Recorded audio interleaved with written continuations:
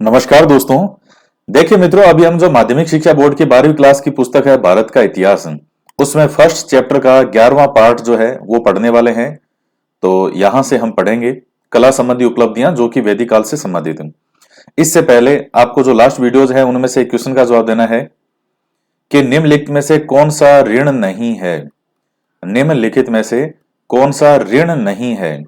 A option है देव ऋण, B option है पितर ऋण, सी ऑप्शन है ऋषि ऋण और डी ऑप्शन है मातृ ऋण। मातृ ऋण। तो ए ऑप्शन है देव ऋण, पितर ऋण, ऋषि ऋण और मातृ ऋण। आपको यह बताना है कि इन चारों में से कौन सा ऋण में नहीं आता। इसका जवाब कमेंट करके बताइएगा और इसके साथ ही वीडियो को लाइक और शेयर जरूर करें। और थोड़ा विद्यार्थियों में भी रुचि मुझे कम नजर आ रही है। अब आजकल धीरे धीरे इनमें स्टूडेंट जो हैं वो जिस तरह से 12th शुरू की थी तब काफी संख्या में थे, अब बहुत ही कम हो रहे हैं। रुचि कम हो रही है देखने में, जबकि अब तो वैकेंसी सर पर है। तो लेकिन कोई नहीं, फिर भी जो पढ़ा रहे हैं तो इसको जो पढ़ाना है ये पढ़ाएंगे ही, कंप्लीट कराएंगे आपको ये चैप्टर। कला संबंधी उपलब्धियां। तो वैदिक काल वाले में हम पढ़ रहे हैं कला संबंधी उपलब्धियां। कला के क्षेत्र में जैन धर्म और बौद्ध धर्म दोनों का ही विशेष योगदान रहा। इन धर्मों के अनुयायियों द्वारा भारत के विभिन्न भागों में निर्मित मंदिर, मठ, चैत्य, विहार, स्तूप, मूर्तियां, गुफाएं भारतीय कला के उत्कृष्ट प्रमाण हैं। तो कला के क्षेत्र में जैन धर्म और बौद्ध धर्म दोनों का यहाँ विशेष योगदान रहा है। विहार जो होते हैं वो रहने के स्थान होते हैं जो बौद्ध भिक्षु हैं। चैत्य जो होते हैं उनके पूजा स्थलों को कहते हैं।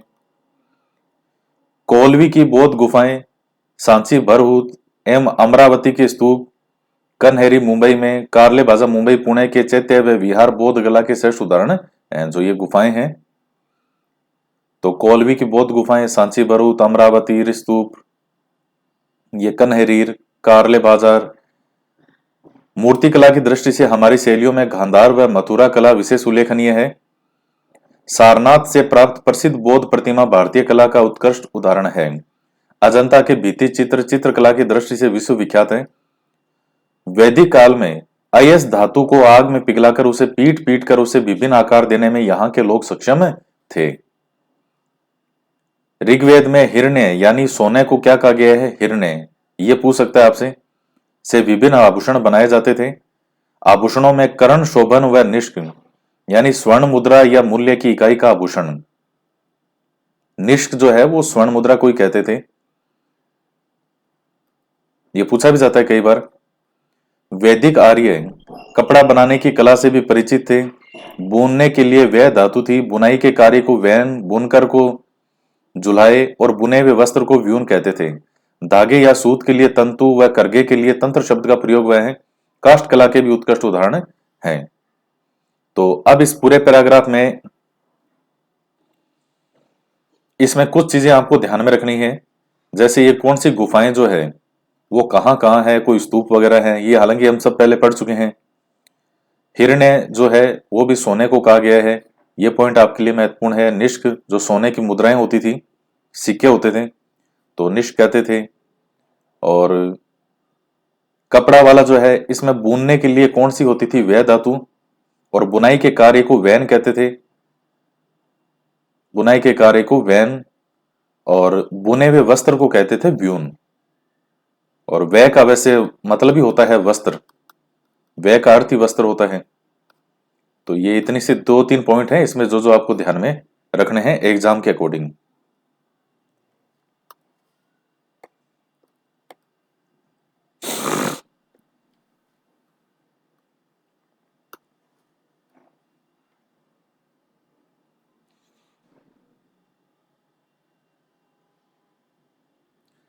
विज्ञान से संबंधित उत्पत्तियां जो है उपलब्धियां। तो वेदों में विज्ञान का भी विस्तृत वर्णन मिलता है। विज्ञान के गणित, ज्योतिष व रसायन विषयों पर लिखित संस्कृत ग्रंथों का अनुवाद परवर्ती काल यानी बाद में अरबी, लैटिन और अंग्रेजी में हुआ। पश्चिम की जानकारी इन शाखाओं में सीमित थी और ऐसा प्रतीत होता है कि भारत में पीढ़ियां दर पीढ़ियां इस क्षेत्र में कार्य कर रही थी। तो इन सब चीजों की जानकारी है विज्ञान का भी वेदों में, विज्ञान के गणित, ज्योतिष, रसायन विषयों पर। अब जैसे इन वेदों के अंदर यहां से सूर्य की दूरी कितनी है पृथ्वी से, ये सब चीजें वेदों में लिखी गई है। विज्ञान जो अंग्रेज है, अंग्रेज तो बहुत बाद में आए, लेकिन ये सारी चीजों की जानकारियां हमारे इन ग्रंथों के अंदर ऑलरेडी लिखी हुई हैं। तो केवल ये सिर्फ धार्मिक ग्रंथ ही नहीं है, इनमें सब कुछ है वो जो होना चाहिए, साइंस तक इनमें है। और बाद में संस्कृत ग्रंथों का, चूंकि भाषा संस्कृत थी उस समय, तो इन्हीं का अनुवाद हुआ अरबी, लैटिन, अंग्रेजी में। तो फिर जब वो उन लोगों ने फिर दावा करना शुरू कर दिया कि देखो ये हमारा ज्ञान है, जबकि ज्ञान ये भारत का था। चिकित्सा विज्ञान, विज्ञान की कसौटी पर खरा और वर्तमान में अत्यधिक उपयुक्त और श्रेष्ठ चिकित्सा शास्त्र आयुर्वेद से हम सभी परिचित हैं। इसमें केवल मनुष्य ही नहीं अपितु सृष्टि के समस्त प्राणियों के जीवन व उपकार का वर्णन है। इनमें आयुर्वेद व चिकित्सा विज्ञान का विस्तृत उल्लेख है। भारत में आयुर्वेद की परंपरा बहुत प्राचीन है। ऋग्वेद में भिषक यानी किसको कहते थे, वेद या चिकित्सक को। अब यह पॉइंट आपसे पूछ सकता है वो, भिषक यानी वेद या चिकित्सक। कई स्थानों पर उल्लेख आया है। एक भिषक को पैर की टूटी हड्डी को जोड़ने का प्रयास करते हुए बताया गया है, यानी जो डॉक्टर है वो। इससे यह संकेत मिलता है कि इस समय चिकित्सा विज्ञान विकसित था। चरक, सुश्रुत, धन्वंतरी इस क्षेत्र के प्रमुख विद्वान थे। चरक संहिता में चिकित्सा पद्धति का विस्तृत वर्णन है। तो ये नाम है जो विद्वान थे चिकित्सा विज्ञान के। भारतीय परंपरा अनुसार सर्वप्रथम ब्रह्मा ने आयुर्वेद का ज्ञान दक्ष और भास्कर को दिया था।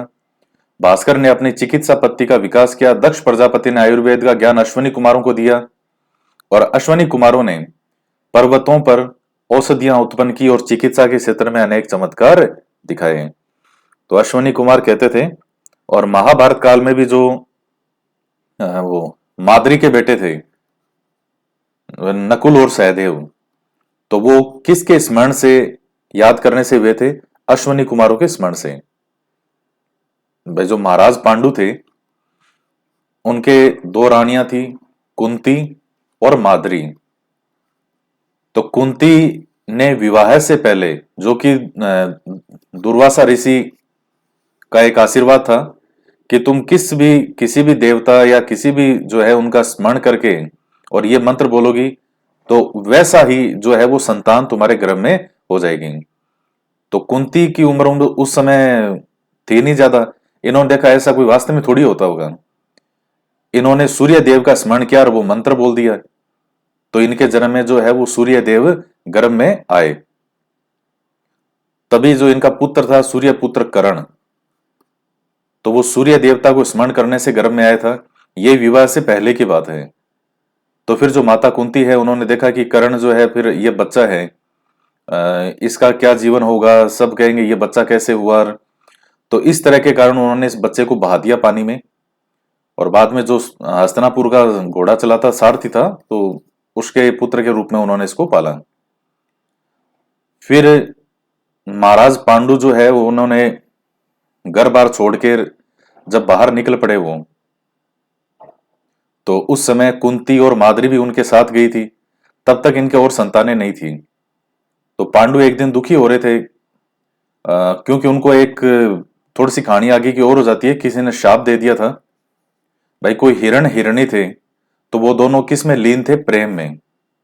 दरअसल थे वो कोई ऋषि जो हिरण का रूप धारण करके और प्रेम में लीन थे। पांडु ने तीर चलाया और उनकी मृत्यु हो गई। तब वो अपने वेश में आए और इनको शाप दिया कि तुम जब भी किसी स्त्री के पास में जाओगे, अपनी पत्नी के पास में जाओगे, तुम्हारी मृत्यु हो जाएगी। तो अब संतान हो कैसे। तो फिर माता कुंती को वो याद आया कि इनको जो दुर्वासा ऋषि के द्वारा दिया हुआ आशीर्वाद था। तब इन्होंने अलग अलग देवताओं का स्मरण किया, युधिष्ठिर और ये जो भीम और अर्जुन। जैसे इंद्र देवता का स्मरण किया तो अर्जुन का जन्म हुआ, वायु देवता थे पवन, उनका भीम संतान हुई। इस तरह से ये युधिष्ठिर, तो तीन तो ये माता कुंती की संतान थे। और फिर उन्होंने माद्री को भी ये मंत्र दिया, तो उससे नकुल और सहदेव जो हैं उनका जन्म होता है। तो वो माद्री के संतान थे। और फिर बाद में जो एक सीन जो है दृश्य दिखाते हैं कि माद्री एक दिन जो है वो पानी का घड़ा भर के ला रही थी, तो पानी उसके ऊपर गिर रहा था और अचानक पांडु जी की नजर उन पे गई और वो अपना शाप वाप सारा भूल गए, उनसे नियंत्रण नहीं हुआ। जो ही पास में उसके जाते हैं, जाते ही वहीं उनकी मृत्यु हो जाती है। तो माद्री थी वो तो इनके पीछे ही जो है वो सती हो गई। उसने कहा कि मेरा जीवन अब नहीं है, मैं नहीं रह सकती।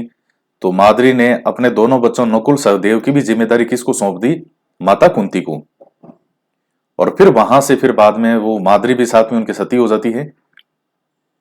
फिर माता कुंती अपने पांचों पुत्रों को वापस लेकर के हस्तिनापुर आती है। तो वो थे, वो दोनों कौन थे? वो अश्वनी कुमार थे, वो नुकुल सहदेव जो अश्वनी कुमार का स्मरण करने से जन्म हुआ था।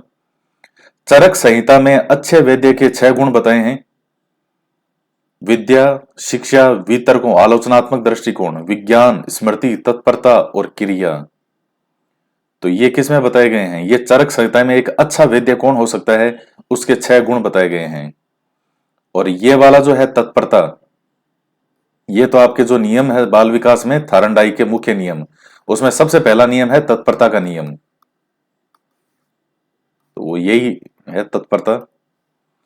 आयुर्वेद ऋग्वेद के उपवेद के रूप में भी जाना जाता है। चारों वेदों के 4 उपवेद भी हैं।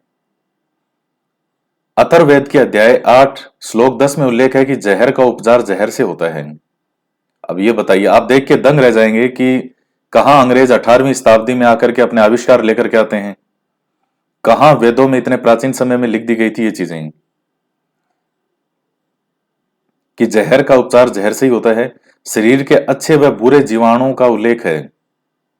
वेदों के 3 प्रमुख विषय हैं: ईश्वर, आत्मा, प्रकृति। प्रकृति में संपूर्ण चिकित्सा विज्ञान का विवरण है।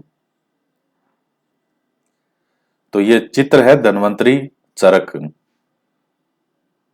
आयुर्वेद के त्रिधातु सिद्धांत, त्रिदोष सिद्धांत, पंच भौतिक देह व उसका पुरुष प्रकृति संबंध, सांख्य दर्शन का सब धातु सिद्धांत आज भी चिकित्सा विज्ञान के क्षेत्र में अचूक व उपयोगी है। आप इनको वैसे एक जो है थोड़ा सामान्य रूप से पढ़ना, इनमें ज्यादा डूबना मत कि त्रिधातु में कौन से हैं, त्रिदोष कौन सा है। ये एक बेसिक सी टर्म है जो कि आयुर्वेद से संबंधित है। बस ये चीज आपके एग्जाम में आने लायक है और यही पूछा जाएगा।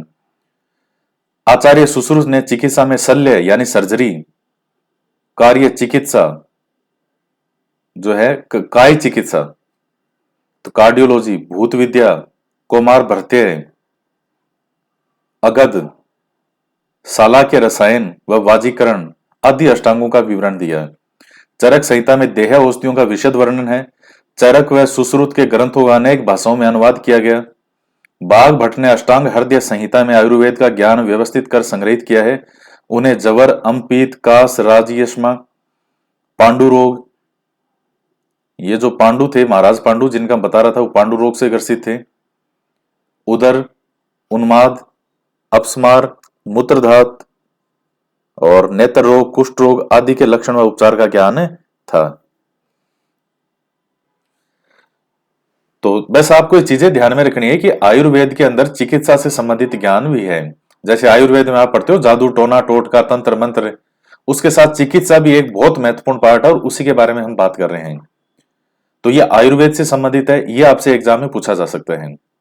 बाकी वो आपसे कोई रोगों के नाम नहीं पूछेगा कि बताओ नेत्र रोग का वर्णन कहाँ मिलता है, ऐसे नहीं पूछता वो। इनके अलावा माधवकर, वरंद, धन्वंतरी, चक्र पाणिदत्त आदि प्राचीन भारतीय आयुर्वेदाचार्यों ने इस ज्ञान में वृद्धि की। ये नाम ध्यान में रखना, जैसे धन्वंतरी का नाम तो आपको याद रह जाएगा, लेकिन चक्र पाणिदत्त, माधवकर और वरंत किससे संबंधित हैं? तो इससे चिकित्सा से संबंधित हैं। गणित ज्ञान की दृष्टि से हम कह सकते हैं कि सिंधु सरस्वती सभ्यता में गणित की संख्याओं के लिए प्रतीक चिन्ह थे। संख्या शास्त्र, गणित में भारत की जानकारी काफी पहले से थी और शून्य व उसका उपयोग करना भारतीय बहुत पहले से जानते थे। शून्य की खोज ही भारत से मानी जाती है। विल्ड्यू रेंट ने अपनी पुस्तक सभ्यता के इतिहास में लिखा है कि वह भारत है जिसने हमें सभी संख्याओं को केवल 10 अंकों से व्यक्त करने की अभिनव विधि बताई, जिसमें प्रत्येक अंक का निरपेक्ष मूल्य भी और स्थानीय मूल्य भी था। यजुर्वेद में 10 घात 12 जो है यानी ऐसे 10 की घात 12 तक संख्याओं के नाम हैं यजुर्वेद में। विक्रम संवत के बाद 10 घात 53 संख्या लिखने का भारतीयों को ज्ञान था, जबकि चौथी शताब्दी ईसा पूर्व तक रोम या यूनान में अधिकतम 10 की घात 4 ही संख्या लिख सकते थे। डिफरेंस देखिए आप कि उस समय रोम और यूनान जो अंग्रेज हैं, भाई उधर हैं कौन, सारे हैं तो अंग्रेजी, केवल 10 की घात 4 तक ही जानते थे, और हमारे यहां 10 की घात 53 तक पहुंच गए थे। दशमलव के प्रयोग द्वारा गणित के क्रांतिकारी विकास का आधार भारत था। 7वीं सदी के बाद लैटिन व अरबी अनुवाद से यह ज्ञान भारत से विश्व में पहुंचा। 7वीं शताब्दी के बाद जब अरबों का आक्रमण होता है तो वहां से फिर आगे से ज्ञान इधर से उधर आगे चला गया। वर्गमूल निकालने की पद्धति, त्रिभुज, चतुर्भुज, वृत्त की परिधि का क्षेत्रफल, पाई का 4 दशमलव तक मान, एग्जैक्ट वैल्यू जो है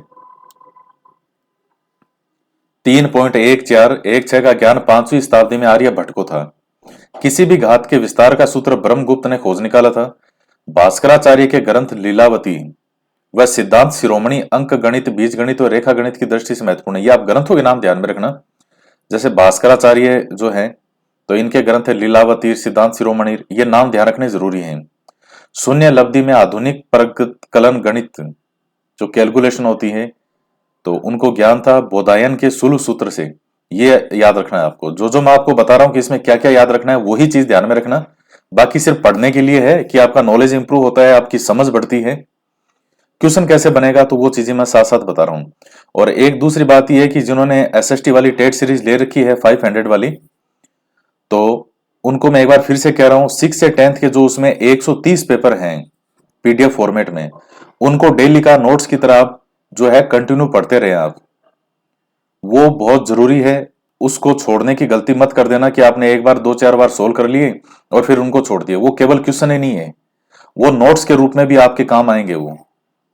इसीलिए उनके उत्तर सबसे लास्ट में लिखे गए हैं, ताकि आपको बार बार इतना पढ़ो कि आपको नीचे नो जो आंसर लिखे हैं वो देखने की जरूरत नहीं पड़ेगी। तो सक्सेस होना चाहते हैं तो जो मैं कहता हूं उस चीज को सीरियसली फॉलो करें। समकोण त्रिभुज का योग दो भुजाओं के वर्गों के समान होता है। रेखा गणित के इस सिद्धांत चित्ती प्रमेय का प्रतिपादन किसने किया था? बोधायन ने किया था। इनका ग्रंथ ध्यान में रखना, सुलभ सूत्र। पाइथागोरस ने इसे भारत से प्राप्त किया। आज जो पढ़ते हो पाइथागोरस प्रमेय, वो प्रमेय आई कहां से थी, कहां से लेके गया था ज्ञान? ये सारा भारत से। यूनान के ये थे इधर के पाइथागोरस। वर्ग सूत्र भी बोधायन व आप स्तंभ का है। कात्यायन ने वृत्त के ग्राफ को नापने की विधि बताई है। तो आप देख सकते हैं कि भारत विज्ञान के अंदर, इसीलिए देखिए भारत को आप बार बार पढ़ते हैं सोने की चिड़िया, सोने की चिड़िया। आज सोने की चिड़िया नहीं है, लेकिन हम कहते हैं कि भारत कभी सोने की चिड़िया था। तो सोना क्या, भारत तो हीरे की चिड़िया था। ये डायमंड होता है, डायमंड, उस तरह से भारत था। पूरे विश्व का जीडीपी 30% अकेले भारत के पास में था। आप कल्पना नहीं कर सकते कि भारत कहां तक पहुंचा होगा। ये पहली शताब्दी में, दूसरी शताब्दी में, ये धीरे धीरे पतन होने की शुरुआत होती है जब 7वीं शताब्दी में अरबों का आक्रमण होता है। उसके बाद में मध्यकाल के अंदर आक्रमण होता है ये इनका जो है तुर्कों का। उसके बाद फिर रही सही कसर जो छोड़ी, वो सबसे ज्यादा जो बर्बाद किया वो अंग्रेजों ने किया। इन्होंने तो साफ ही कर दिया पूरे हिंदुस्तान को। सारी धन दौलत 200 सालों तक जहाजों में डाल डाल के यहां से बाहर ले जाते रहे। मुगल आए तो मुगल आए तो मुगल यहीं रहे, यहीं जिए, यहीं मरे। लेकिन अंग्रेजों की यह पॉलिसी नहीं थी। अंग्रेज तो बाहर ले जाने में इस ज्ञान को बाहर ले गए, भारतीयों को यह एहसास करा गए कि तुम हमारे सामने निम्न हो, हमसे कमजोर हो। भाषा अंग्रेजी केवल एक भाषा है। क्या कारण है कि अंग्रेजी को इतना महत्व दिया जाता है? भाई ठीक है, अंग्रेजी आती हो तो आप कुछ चीजें समझ सकते हो अच्छे से, लेकिन यह मन में ख्याल आना कि अंग्रेजी जिसको आती है वो ज्यादा इंटेलिजेंट है, यह चीज दिमाग में कौन डाल के गया? यह अंग्रेजी डाल के गए थे। एक भारतीय जो है वो 3 महीने में अंग्रेजी सीख सकता है। एक अंग्रेज को आप 3 महीने में संस्कृत सिखा के दिखा दो, देखें वो सीख जाए तो।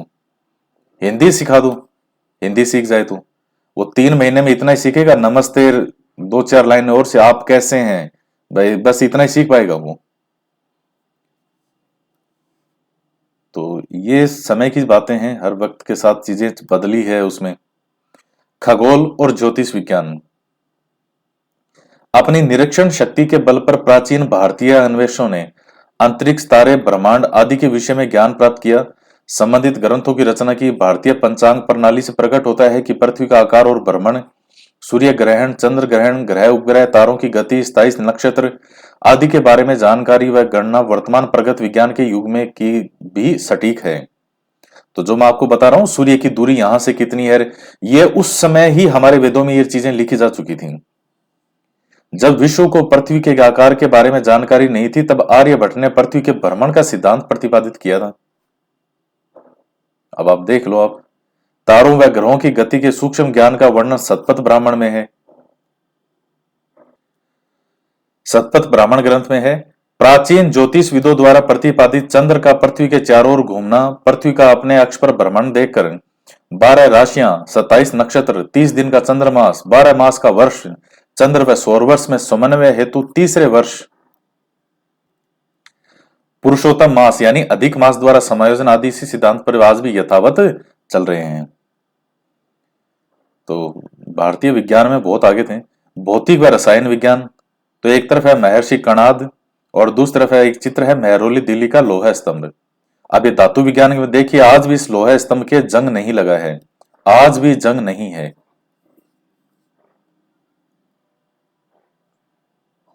और कई बार क्वेश्चन भी ये पूछा जाता है कि दिल्ली का जो ये लोहा स्तंभ है मेहरौली का, ये कुतुब मीनार जो है ये वही है, ये लोहा स्तंभ।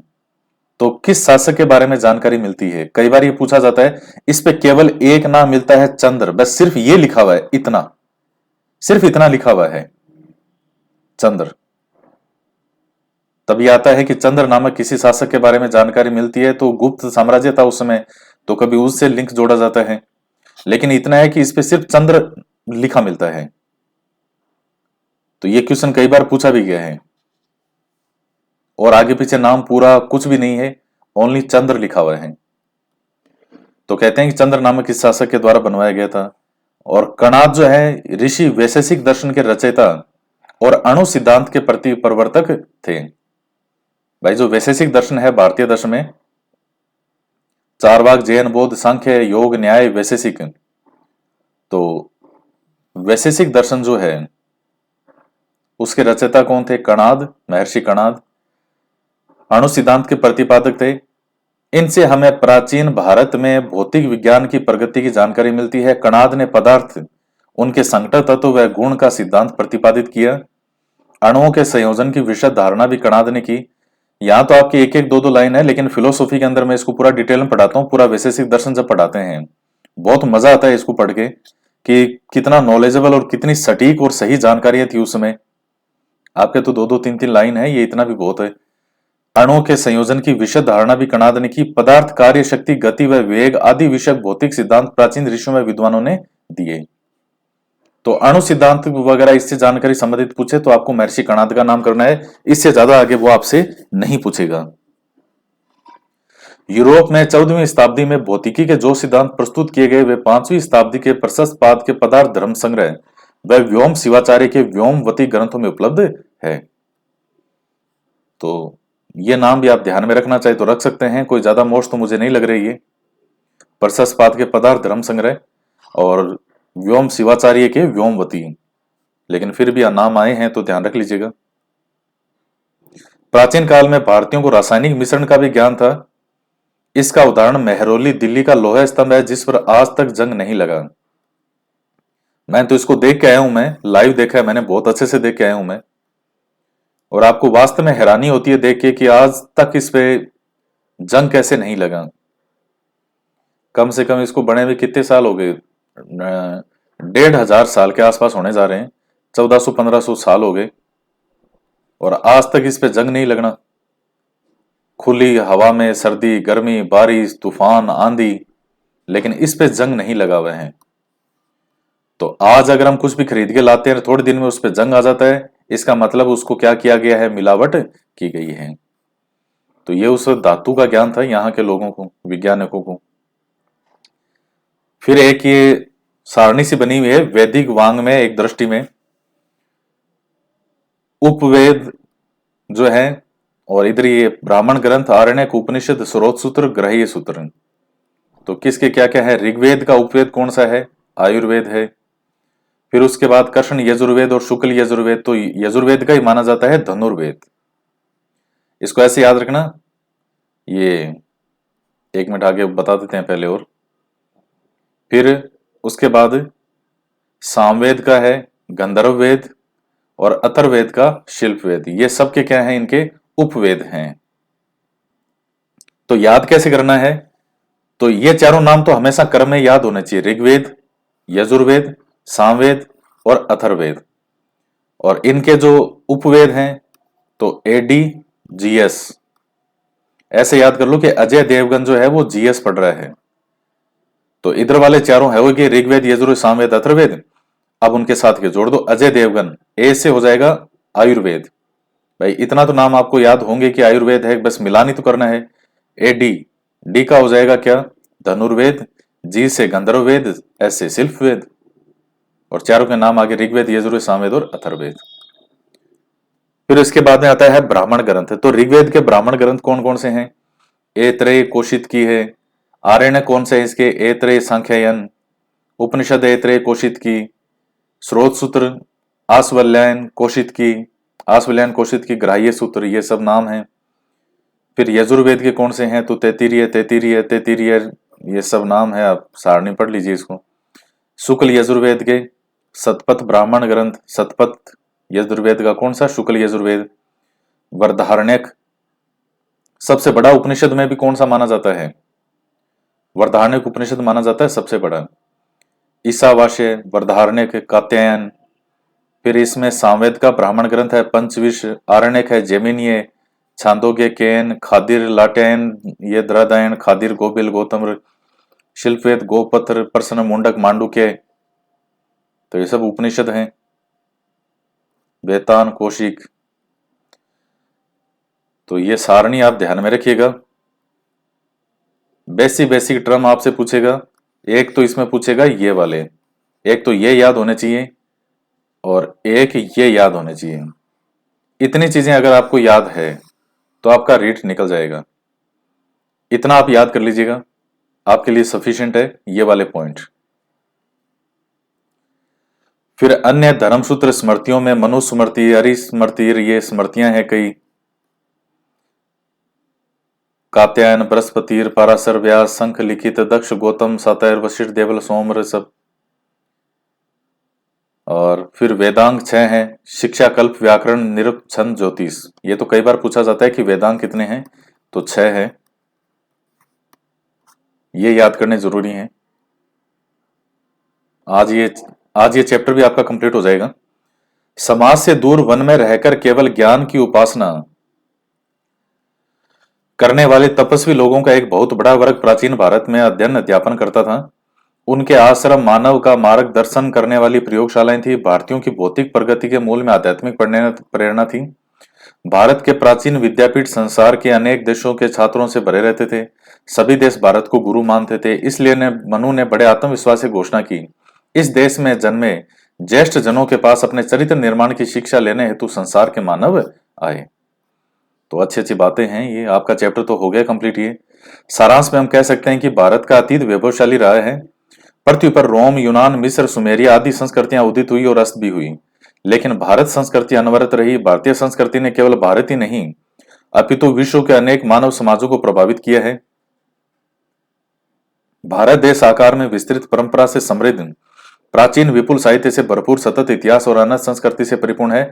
अनेक संघर्षों का मुकाबला करते हुए भारतीय संस्कृति अस्तित्व में रही। भारतीय धर्म, समाज, संस्कृति का इतिहास प्राचीन काल से अत्यंत गौरव और समृद्धशाली रहा है।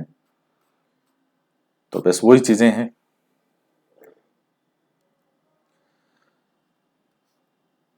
तो ये आपका चैप्टर हो गया कंप्लीट। ये वैसे मेन चीजें हैं। सारा आपने चैप्टर आपका कंप्लीट होता है कि बाकी संस्कृतियां नष्ट होती गई, दूसरे देशों की, विश्व की, लेकिन भारतीय संस्कृति लगातार कंटिन्यू रही। तो अब इसमें ये देखिए जो महत्वपूर्ण बिंदु हैं, आपके पास ये पुस्तक हो तो इनको भी रिवाइज कर लीजिएगा। ये जो बिंदु बताए गए हैं, अब कुछ क्वेश्चन है वो देख लेते हैं। किस वेद में पृथ्वी को भारत माता के रूप में स्वीकार किया गया है? तो देख लीजिए, अथर्ववेद, सामवेद, यजुर्वेद और ऋग्वेद। तो इसका सही उत्तर हो जाएगा ए, हो जाएगा अथर्ववेद। नेक्स्ट है, मिडास ऑफ गोल्ड पुस्तक का लेखक कौन था? तो इसका सही उत्तर है अल मसूदी, सह हो जाएगा।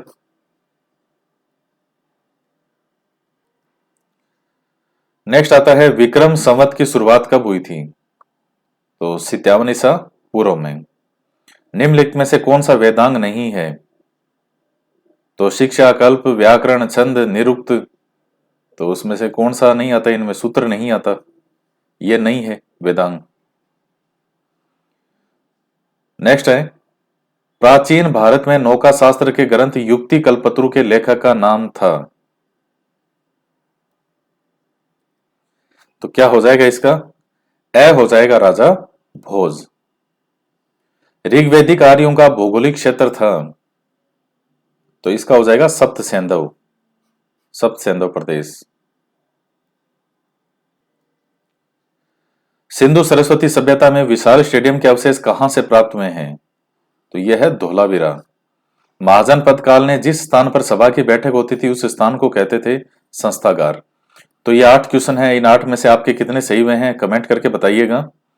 और देखिए, ज्यादा से ज्यादा विद्यार्थी जुड़े तो मुझे भी पढ़ाने में मजा आता है, क्योंकि संख्या शुरू में हमेशा अच्छी रहती है जब कोई चीज शुरू करते हैं, तो फिर बाद में विद्यार्थी धीरे धीरे कम होने लग जाते हैं, फिर बहुत कम संख्या होने लग जाती है।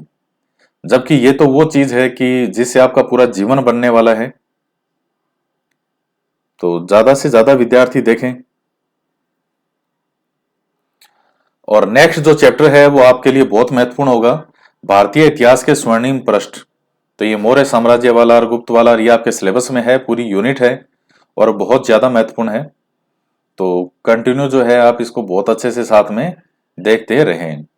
हालांकि पढ़ाई एक ऐसी चीज है जो जबरदस्ती कभी करवाई नहीं जा सकती 12th के बाद। भाई 10वीं क्लास में तो मान लो घर वालों ने पीट के अच्छे नंबर लिवाए आपसे, कर नहीं पढ़, 12th में लिए। ग्रेजुएशन से लेकर के और आगे फिर पूरी तरह से कंपटीशन के अंदर पढ़ाई एक ऐसी चीज है जो जबरदस्ती थोपी नहीं जा सकती, क्योंकि कंपटीशन तो क्वालिफाई तभी होगा जब आपके अंदर से आवाज आएगी कि हाँ मुझे पढ़ना है, मुझे मेहनत करनी है।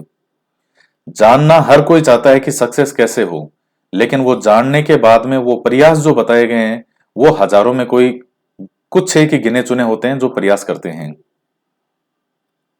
अभी मेरे पास अभी कई कमेंट आते हैं कि सर हमने लास्ट 1 साल के अंदर आरबीएससी की किताबें जो है वो कभी हमने नहीं पढ़ी, अब 2 महीने में हम सब कुछ पढ़ सकते हैं क्या? तो फिर कहते हैं कि नहीं सर प्लीज रिप्लाई कर दो, प्लीज रिप्लाई करो। तो फिर मैं वापस क्वेश्चन पूछता हूं तो फिर जवाब नहीं होता। भाई आपने 1 साल में कोई सी तो पढ़ी होगी, कोई तो किताब होगी जो पढ़ी होगी। सर हमने 1 साल में बिल्कुल ही नहीं पढ़ाई की। तो वो मेरी गलती है नहीं पढ़े तो। और पढ़ाई तो अब अंतिम समय में है, तो जो जितना पढ़ सके उतना बेटर है। इसलिए कहते हैं जो काम समय से साथ में चलता रहे उस काम की कभी कोई होड़ नहीं होती।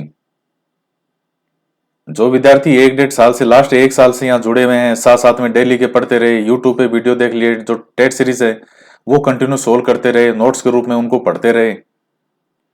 अब ये सिलेबस भी नया होके चेंज होके आ गया, तो आपके लिए तो कुछ भी इसमें नया नहीं है। एक बीमा वाली यूनिट है, वो भी पहले इसमें लिखी होती सिलेबस में तो मैं तो पहले ही करवा देता। ये 8th में 9th में है ये तो आपके सारी आरबीएससी वाली किताबें छाप दी इन्होंने, तो क्या इसी में से आएगा? तो 6 से 10th की किताबें हैं, उनको घोट लो, वही आपकी मेन चीजें हैं। फिर इनमें से तो कुछ एक नए नए टॉपिक मिलेंगे, तो वो जो कुछ नया ऐड होता है तो। और जिसने 6 से 10th नहीं पढ़ी वो सीधा इन किताबों को पढ़ना चाहे तो फिर उसके लिए तो सारा ही नया है। और जो 6 से 10th की मेरे साथ में अच्छे से पढ़ के आए हैं उनके लिए केवल कुछ एक पॉइंट हैं जो नहीं मिलेंगे। बाकी आपका 80-90% वही है जो आपने 6 से 10th तक पढ़ा है। 80-90% तक वही है, सब कुछ वही चीजें रिपीट होगी। वही चंद्रगुप्त मौर्य, वही कालक्रम, गुरु का नाम, कैसे हराया, क्या हराया, ये सब चीजें।